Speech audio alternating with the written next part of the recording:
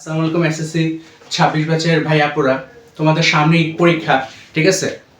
তোমাদের সাময়িক পরীক্ষা। এখন তোমাদের কেমিস্ট্রি পরীক্ষার মধ্যে দেখো একটা কমন একটা অধ্যায় আছে, যেটা প্রতি বোর্ডে আসে, প্রতি বছরই আসে। সেটা হচ্ছে মৌলের ধারণা এবং রাসায়নিক গণনা, ঠিক আছে? আজকে আমরা এখান থেকে একটা সৃজনশীল, মানে বোর্ড কোশ্চেন আসে একটা সৃজনশীল দেখবো, যেটা তোমাদের মানে বলতে পারো এরকম ধারণা, এরকম ভাবে ম্যাথগুলো আসে, ঠিক আছে? এরকম ম্যাথই আসে, আর একটু কঠিন আসে। আমরা সামনে আরো দেখবো, সৃজনশীল সলভ করবো। তোমরা আর, ঠিক আছে, সাথে থেকো, তোমরা কিছু শিখবা। এখন দেখো, তোমরা বোর্ডে দেখতে পারতেছো আমরা আজকে রাজশাহী বোর্ড 25 সেটা সলভ করব, ঠিক আছে? এখন কোশ্চেনে দেওয়া আছে KCl3 নমুনা 1, এটাকে এখানে কোনো দাও নাই, তোমাকে বের করে নিতে হবে এর মানটা কি, ঠিক আছে? মানে বিক্রিয়াটা কি হবে, বিক্রিয়া করে কি উৎপন্ন হবে সেটা বের করে নিতে হবে। সলিড আকার আছে, অক্সিজেন আছে, 60 গ্রাম দেওয়া আছে, 30 দেওয়া আছে, ঠিক আছে? একই KCl3 নমুনা 2 সলিড আছে, আর অক্সিজেনে দেওয়া আছে, অক্সিজেন আছে, উৎপন্ন অক্সিজেন 55 গ্রাম, এটা 20 গ্রাম। আর K2 কপার সালফেট প্লাস 5 অণু পানি, কি উৎপন্ন হবে সেটা বের করতে হবে। তারপরে দেখো, এখানে দেখো X যৌগটির গ নাম্বার আমাদের বলছে, আমরা আগে গ নাম্বার সলভ করব। X যৌগটির 5টি অণুর ভর নির্ণয় করো। X যৌগটি আগে বের করব আমরা। চলো সলভ করা শুরু করি। তাহলে আমাদের গ নাম্বার হচ্ছে X যৌগটাকে বের করতে হবে। দেওয়া আছে কি আমাদের 3 নাম্বার ইকুয়েশনে দেওয়া আছে কপার সালফেট প্লাস 5 অণু পানি। তার উৎপন্ন হবে কি আমাদের, এটা তোমাদের বইয়ের বিক্রিয়া দেখবা, বিক্রিয়া আছে কপার সালফেট ডট 5 অণু পানি। এটা মানে হচ্ছে তুতে, এটা হচ্ছে তুতে, ঠিক আছে? এটা হচ্ছে তুতে, এটা হচ্ছে x এর মান। তা আমরা কি পাইছি, x।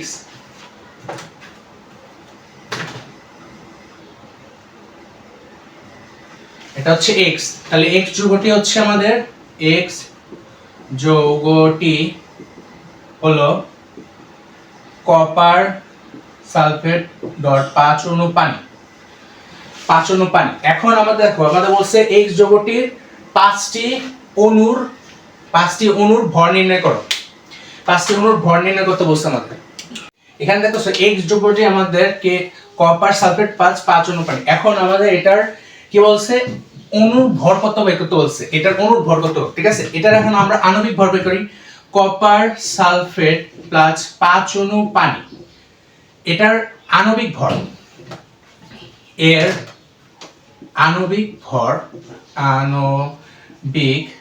ভর কি হবে আমাদের, আণবিক ভর হিসাব করি আমরা। কপারের আণবিক ভর কি হবে 63.5, ঠিক আছে? 63.5 প্লাস সালফার হচ্ছে 32, অক্সিজেন হচ্ছে 16 গুণ 4, যেহেতু 4 অণু আছে 4, 16 গুণ 4 প্লাস কি হবে 5 ব্র্যাকেট দাও, কারণ হচ্ছে এটার সাথে এটা, এই যে ফোরটা যেহেতু দেখো এটার সাথে এটা যোগ হবে, ঠিক আছে?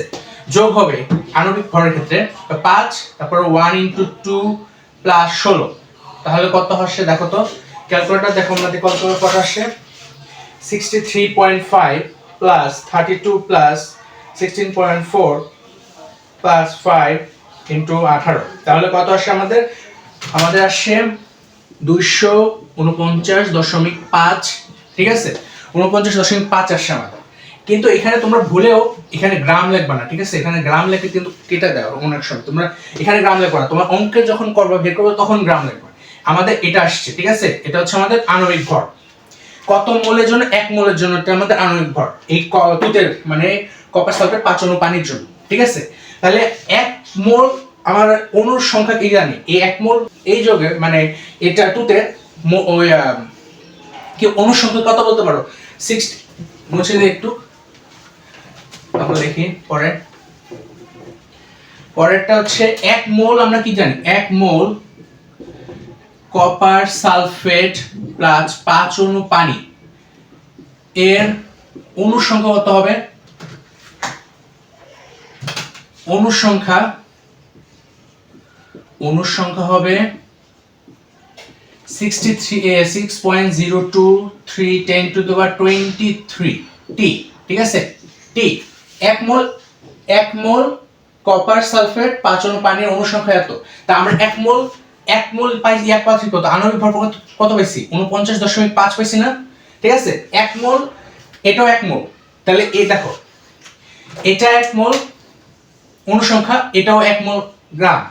এখন তোমার অণু আর গ্রাম বের করতে বলছে না, এখানে দেখো অণু দেওয়া আছে, অণু সংখ্যা দেওয়া আছে, তোমার ভর গ্রামে বের করতে বলছে। তাহলে আমাদের এই দুইটার দিয়ে হিসাব করতে হবে এখন, ঠিক আছে। এই দুইটার হিসাব করতে হবে, যে দুইটা যেহেতু 1 মোল, তাহলে আমাদের দেখো 66.023 10 to the power 23 T copper sulphate 5 অণু পানি, অণুর ভর কত হবে, অণুর ভর হবে 49.5 গ্রাম, 49.5 গ্রাম হবে, ঠিক আছে। আশা করি এই লাইনটা বুঝছো তোমরা কেন এটা হচ্ছে। এই লাইনটা বুঝলে বাকিগুলো হিসাব করবে শেষ।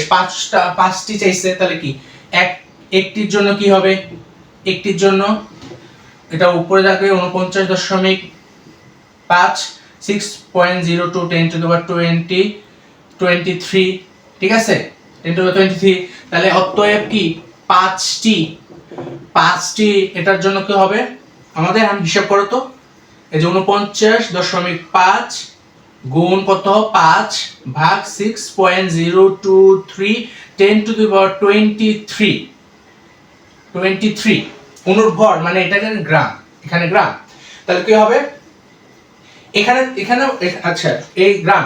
এখন হিসাব করো, ক্যালকুলেট করো 249.5 গুণ 5 ভাগ 6.023 10 টু দি পাওয়ার 23, আমাদের আসছে 2.071 10 টু দি পাওয়ার 20 গ্রাম।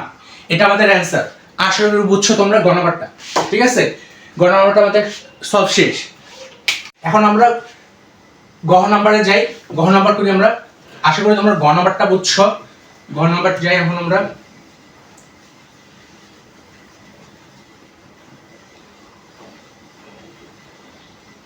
গহ নাম্বার দেখো কি বলছে, নমুনা 1 এবং নমুনা 2 এর মধ্যে কোনটি পরীক্ষাগারে অধিকতর উপযোগী এবং এটা উৎপাদের শতকরা পরিমাণ নির্ণয়ের মাধ্যমে বিশ্লেষণ করো।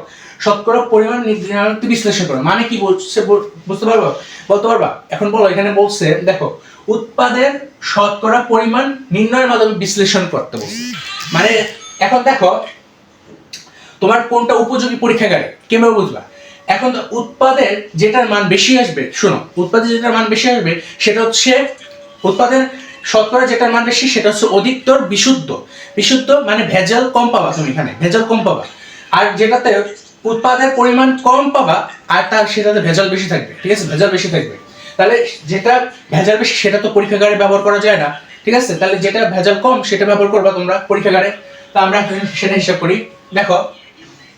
দেখো তোমার নমুনা 1 নমুনা 2 আলাদা আলাদা ভ্যালু দেওয়া আছে, আলাদা আলাদা ভ্যালু। এইটাই তোমার করতে হবে, এই ভ্যালুর মাধ্যমে প্রকাশ করতে হবে যে কোনটা উৎপাদের শতকরা কোনটা বেশি কোনটা কম। তাহলে আমরা নমুনা 1 এর জন্য লিখতে পারি 10 নাম্বার, ঠিক আছে। নমুনা 1 ক্ষেত্রে, নমুনা 1 এর ক্ষেত্রে আমরা কি করতে পারি, নমুনা 1 এর ক্ষেত্রে দেখো এটা বিক্রিয়াটা দেখো, আগে বিক্রিয়া করতে হবে। KClO3 এটা কি হবে, এটা কি হবে KCl এ হবে KClO2, এটা তোমার মনে রাখবে। এগুলো এইসব বিক্রিয়াগুলো মনে রাখবা, ঠিক আছে। এগুলা তোমার বইয়ে দেওয়া আছে। এগুলা এই অধ্যায়ের ম্যাথের জন্য অনেক ইম্পর্টেন্ট, এদের সমতা ইম্পর্টেন্ট। এখন আমরা এই KClO3 KClO2 পাইছি, আমরা এখন সমতা করব। সমতা কিভাবে করব দেখো, এখানে কে একটা আছে, Cl একটা আছে, Cl একটা আছে, ঠিক আছে। এটা দেখতে পাবো, কিন্তু এখানে অক্সিজেন আছে 3টা আর এখানে আছে অক্সিজেন আছে 2টা। যেহেতু সমান করতে হবে, তাহলে দেখো অক্সিজেন যদি এখানে আমার 3টা থাকে, আমি যদি 2 দ্বারা গুণ করি এটা হবে 6, আর এখানে যদি আমি 3 দ্বারা গুণ করি এটা হবে 6। তাহলে অক্সিজেন মিলছে, দেখো অক্সিজেন মিলছে 2 দ্বারা গুণ করলাম, এটাকে 3 দ্বারা গুণ করলাম, তাহলে আমাদের অক্সিজেন মিলে গেছে। কিন্তু আমাদের দেখো এখন K দুটো হয়ে গেছে, Cl দুটো হয়ে গেছে, তার আমাদের এখানে সিম্পলি 2 দিয়ে দেব, ঠিক আছে। আশা করি বুঝছো, এখানে 2 দিয়ে দেব, এটা আমাদের সমতা হয়ে গেছে। এখন আমাদের এটার আণবিক ভর কত আসবে 2 ব্র্যাকেট এটা ইয়া করো, হিসাব করো। এটার ইয়া হচ্ছে কে এর হচ্ছে কত 39 প্লাস 35.5 প্লাস 16 ইন্টু 6 3 আর এটা কত হচ্ছে এটা হচ্ছে 2 ব্র্যাকেট 39.35.5 আমার এখানে স্পেস নাই, তোমরা একটু ঠিক আছে এটা নিচে করবা। এখন কি তারপর এখানে হচ্ছে 3 দেখো আমি তো এখানে দেখলাম 3 অক্সিজেন হচ্ছে 16 2 তোমরা এখানে প্লাস দিবা না, ঠিক আছে প্লাস দিবা না, এইটার নিচে এটা করবা, এটার নিচে এটা করবা, ঠিক আছে প্লাস দিবা না। এখন হিসাব করো, আমাদের ক্যালকুলেট করতে হবে।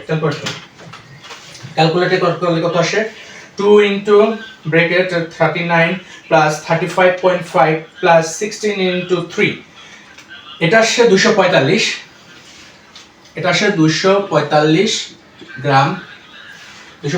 এটা আসে কত ওটা আসে 2 ইনটু 39 প্লাস 35.5 তাহলে আসে এটা হচ্ছে 149 গ্রাম। আর এটা কত আসছে দেখো 3 ইনটু 16 ইনটু 2 তাহলে আসে আমাদের এখানে 96 গ্রাম।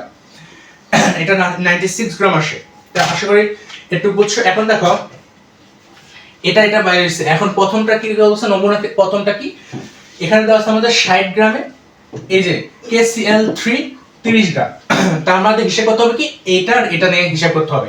KClO3 এবং KCl3 দ্বারা মানে ক্যালসিয়াম ক্লোরাইড দ্বারা আমরা এগুলোতে হিসাব করতে হবে। তাহলে আমাদের এই দুইটা মান লাগবে, ঠিক আছে আমরা এই দুইটা মান দিয়ে হিসাব করব। এখন 245 গ্রাম KClO3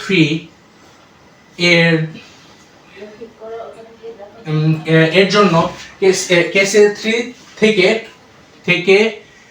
থেকে KCl উৎপন্ন হয় কত গ্রাম? উৎপন্ন হয় হচ্ছে 149 গ্রাম। 149 গ্রাম উৎপন্ন হয়। তাহলে আমাদের হিসাব করতে হবে 60 গ্রামে। তাহলে 60 গ্রামে কি হবে? তাহলে আমাদের 60 গ্রামে কি হবে? 60 গ্রাম KClO3 থেকে KCl উৎপন্ন হয়, উপরে থাকবে 149 ইনটু 60 ভাগ নিচে হচ্ছে 245 গ্রাম। এখন আমাদের গ্রাম কত আসে হিসাব করো, ক্যালকুলেট করলে কত হবে? 149 গুণ 60 ভাগ 245 কত আসে আমাদের? আসে হচ্ছে 36.48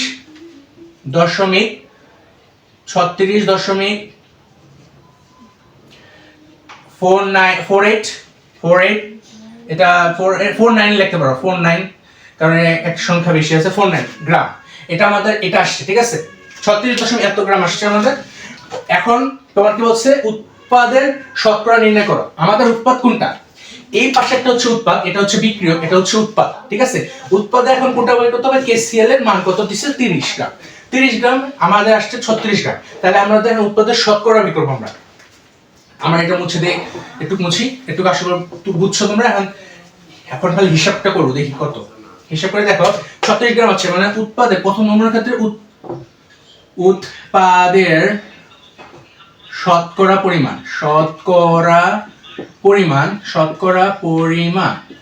পরিমাণ কি হবে? যেটা বড় সেটা থাকবে নিচে, বড় কোনটা?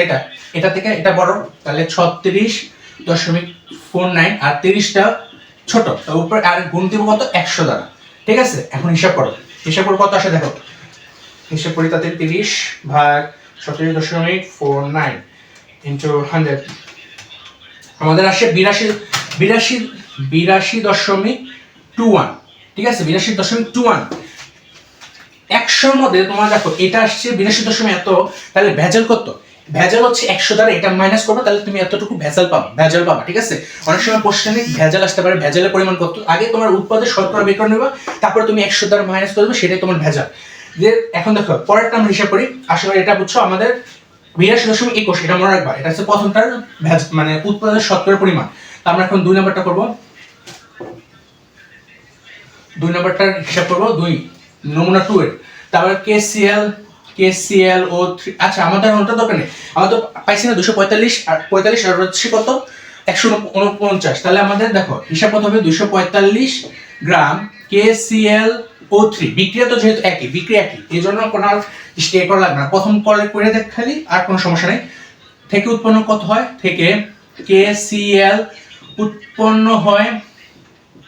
উৎপন্ন হয় হচ্ছে 149 গ্রাম, 149 গ্রাম। তাহলে এখন এখানে দেওয়া হচ্ছে 55 গ্রাম, 55 গ্রাম KClO3 থেকে KCl উৎপন্ন হয়, KCl উৎপন্ন হয় কত 149 গুণ হচ্ছে 55 ভাগ হচ্ছে কত দেব 245 গ্রাম, 245 গ্রাম থেকে, ঠিক আছে।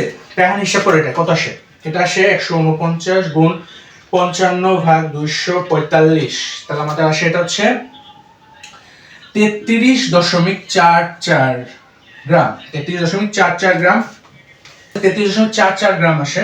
তাহলে আমার এটা আসছে, তাহলে উৎপাদের শতকরা কত হবে, উৎপাদের শতকরা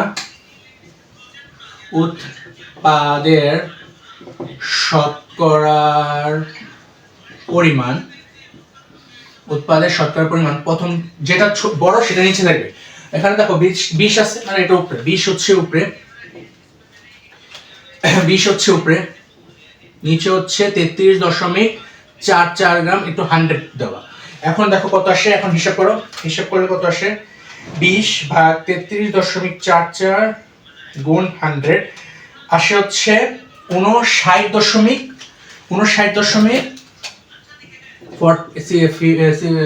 59.8, ঠিক আছে। এখন দেখো প্রথমটার কি পাইছি 82.21 পাইছি উৎপাদের পরিমাণ প্রথম নমুনার ক্ষেত্রে, দ্বিতীয়টার আমরা এটা পাইছি।